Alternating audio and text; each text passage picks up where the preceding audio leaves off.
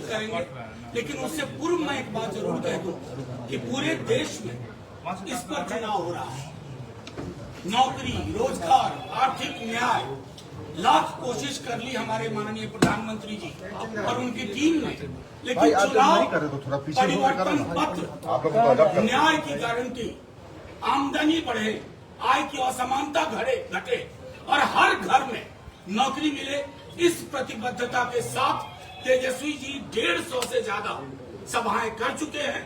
बावजूद उसके 170 सभाएं हो चुकी हैं। तो मैं उस संदर्भ में आप सबों को कहूंगा, आप ये तय करें कि आज भारत के संविधान की रक्षा का समय है, आरक्षण बचाने का समय है, युवाओं के रोजगार पर बात हो न कि भैंस पर।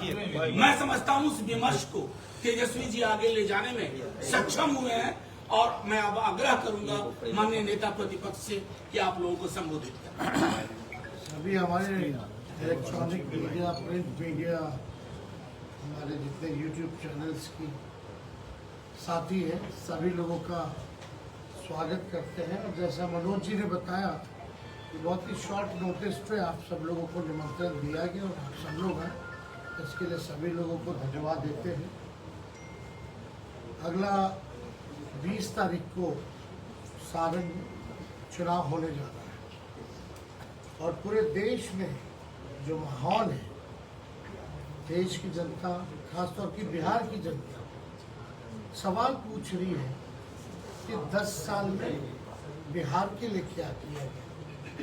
प्रचंड बहुमत बिहार के लोगों ने 40 में से 39 सीटें भाजपा को देने का काम किया और प्रधानमंत्री जी ने कई एक वादे बिहार के लिए किए।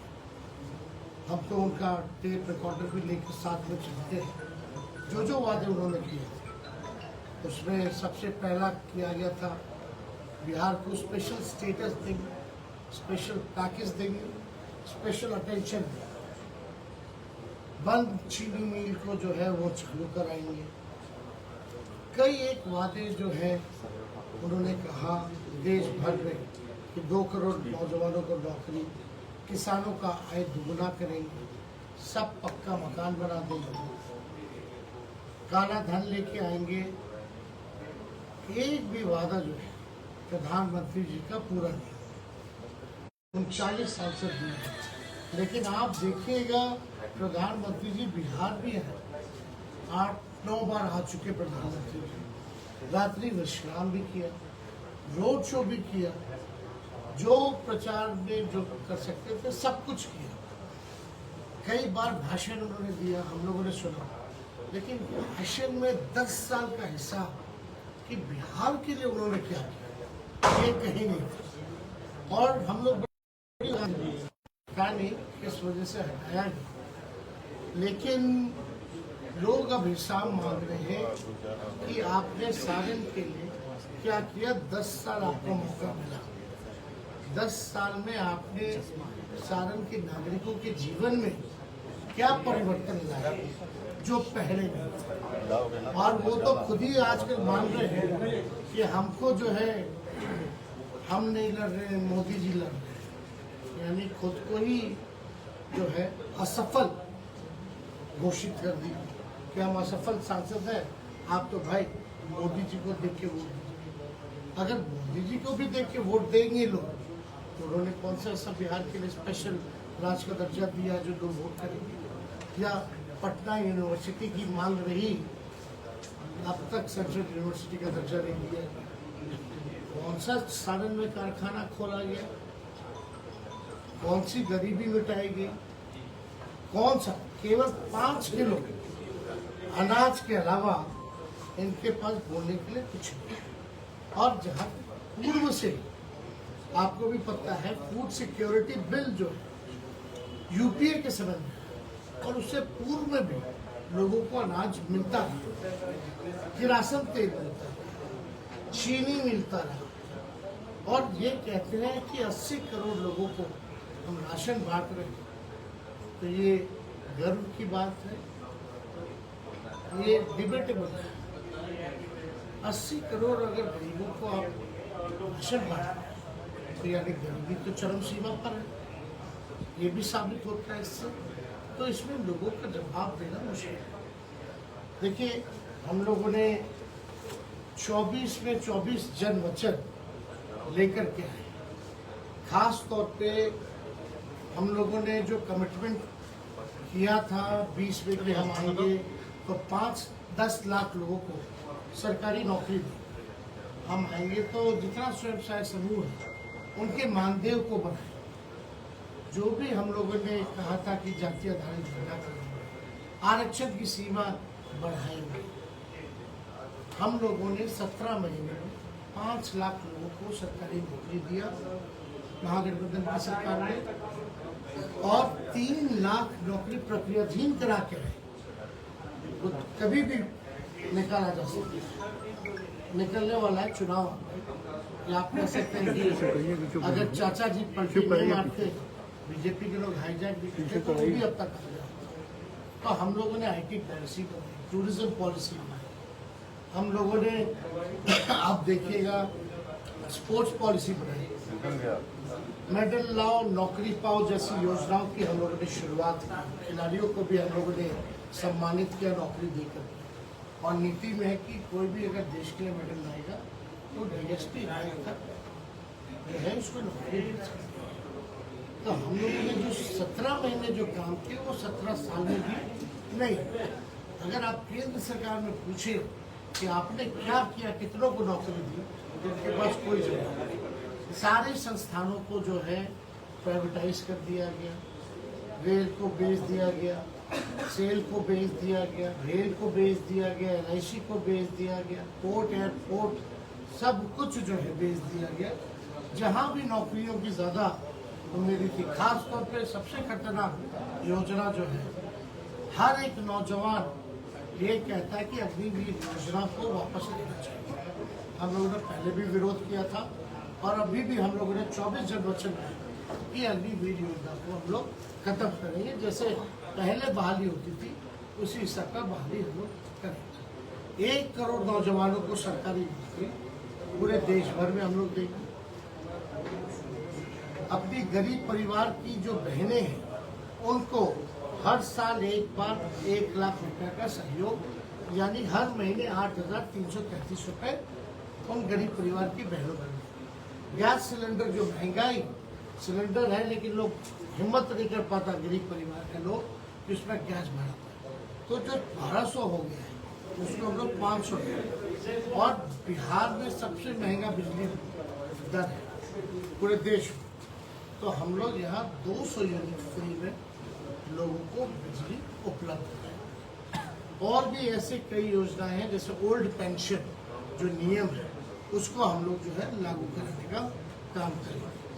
अनाज की जहाँ तक बात है, अब तो आधिकारिक रूप से मल्लिकार्जुन खड़गे जी ने बोल दिया है, हम लोग पहले से बोलते रहे कि 5 किलो की जगह 10 किलो अनाज हम लोग उपलब्ध लोगों को करें।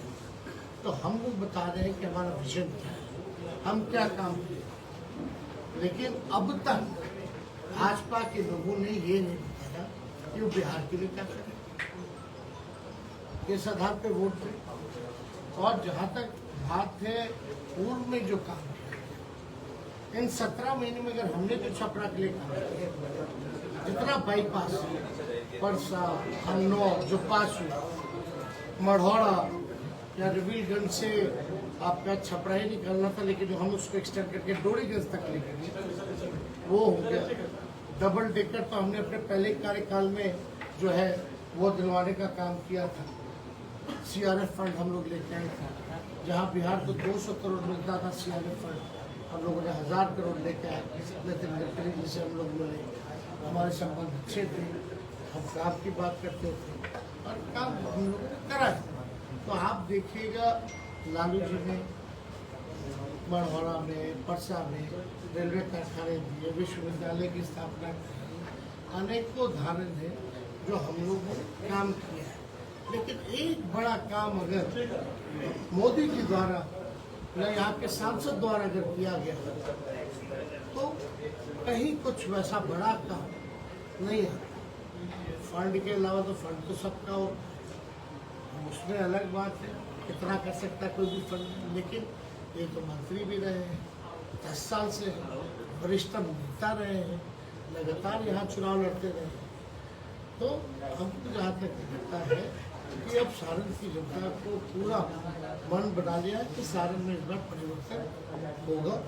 और इस बार मेरी जो बहन जो चुनाव लड़ रही है रोहिणी अच्छा, वो भारी मतों से सारण लोकसभा से चुनाव। और कुछ सवाल है तो लगातार आरोप लग रहा है, आरोप जो लग रहा है, आरोप जो लग रहा है तरह तरह का, उस पर क्या कहेंगे आप? हमने लाई है। राजीव प्रताप रूढ़ी से कल हमारी बात हुई, मैंने उनको बोला, आपने परसों सभा में ये कहा था कि अमनौर का बाईपास डबल डेकर करेगी, तो तमाम मेरी योजना है। आर्थिक का विभाग कौन है? वो मंत्री थे क्या? गजब बात है। अब फाइल दिखाए, उनका साइन है, मेरा साइन है। उन्होंने रिव्यू मीटिंग की, आप मेरे ट्विटर हैंडल पे जाइए, उसमें मिलेगा आपको समीक्षा करते हुए कुछ रोडों पर। जी, अगर नहीं है तमाम योजनाओं पे तो वो अपनी दावा कर रहे हैं, भाई मैंने करवाया है। 33,000 करोड़ की योजना मेरी चल रही है, बोल रहे हैं। चलिए कई तरह का आरोप लग रहा है। महीने में पास हुआ कि नहीं हुआ है कि नहीं? और पूर्व में भी देखिए, जब फर्स्ट टाइम बने थे उस समय कई रोड आरसीडी के द्वारा जो है हम लोगों ने दिए थे। सर आपने बोला कल बता रहे थे कि आरसीडी मेरे पास, ग्रामीण कार्ड मेरे पास, हमारे पिता की कर्म भूमि रही, हमारी अपना लगाव है सारण से। डबल डेकर उनका आइडिया था क्या? जी, सर सारण में आप एक मिनट सर तेजस्वी जी, बेटी पैदा हो गई। जो आशीर्वाद है। सर इस तरह की भाषा का उपयोग राजनीति में सर विपक्ष के लोग तेजस्वी जी, तेजस्वी जी एक चीज बताइए। सर मेरा अब कल योगी जी आए थे और योगी जी ने कहा कि अभी का जो चुनाव है ये चुनाव मतलब राष्ट्र ये रामद्रोही मतलब कि राम के विरोधी और राम के समर्थकों के बीच हो गया है। उन्होंने सीधे धर्म से जोड़ा इस चुनाव। ये हमारे घर में भी मानते और राम सकते हैं, लेकिन एक बात को समझना, हम देश के सांसद को चुने, लोग चाहते हैं बेहतर अस्पताल, लोगों को नौकरी मिले, महंगाई कम, उनके क्षेत्र में कारखाने लगे, अच्छी शिक्षा मिले, बेरोजगारी और पलायन से मुक्ति पाए, गरीबी से मुक्ति पाए। इस दिशा में सुविधा तो अपनी जगह है। तो इसमें कोई सर्टिफिकेट कोई अगर बांटने वाला तो क्या वो ऑथराइज है क्या सर्टिफिकेट बांटने वाला? बिहार में आपको बता दें, यही योगी जी जो है यूपी से हम लोगों ने लोगों को नौकरी दी थी, उनके दल के प्रवक्ता हूँ। सर उनके दल के बीजेपी के तमाम जो सेंट्रल के बड़े लीडर्स हैं वो खासकर बिहार और खासकर सारण में विजिट किया है, और जब भी वो यहाँ आते हैं वो कहते हैं कि ये डिजिटल समय है, अगर आप लालटेन को वोट देंगे तो आप डिजिटल समय कब आया है? किसने आईटी की शुरुआत किसने की? मोबाइल के दौर से शुरू हो गया। मोबाइल फोन तो तभी आया, मोबाइल फोन तो बीजेपी लेके आई क्या? इंटरनेट कौन लेके आया? बताओ ना, अगर यही नहीं होता तो चीजें बहुत डिजिटल कैसे होती? सर पेपर लीक कई तरह का आरोप लगाया जा रहा है सर, कई तरह का आरोप लगाया